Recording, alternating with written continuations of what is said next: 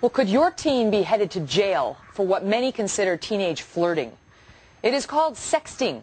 Teens taking nude or semi-nude photos of themselves and sending them to other teens.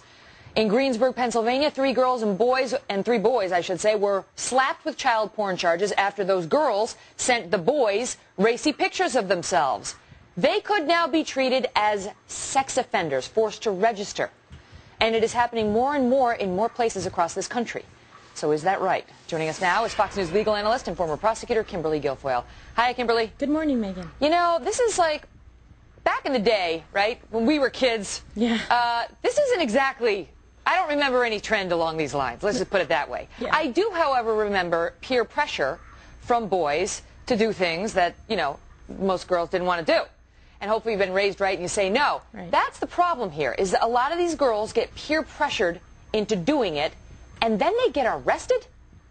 It's really a problem. This isn't really what we intended when you're thinking of child pornography laws, obscenity laws, charging these kids with these crimes. I believe, and I'm about as hardcore as a prosecutor as you can get, you are, is an abuse, I believe, of prosecutorial discretion. This isn't the way to get the message across. Of course you want children to think. You want them to think about the consequences of their actions because they do not have the benefit of life experience to understand that there are far-reaching consequences for their lives, that these photos can get in the hands of the wrong people. And first of all, they shouldn't be doing it. Whatever happened to some of these girls going back to like Miss Manners classes and learning that it's not appropriate or a good thing to send naked photos of yourself to any of your classmates? Unfortunately, this is happening across the country, and all of the states are dealing with it in a very similar fashion, charging these kids with felonies. And if you have to register as a sex offender, that is a lifetime registration requirement, and it is another felony if you fail to re-register and update your address if you move from one location to the next.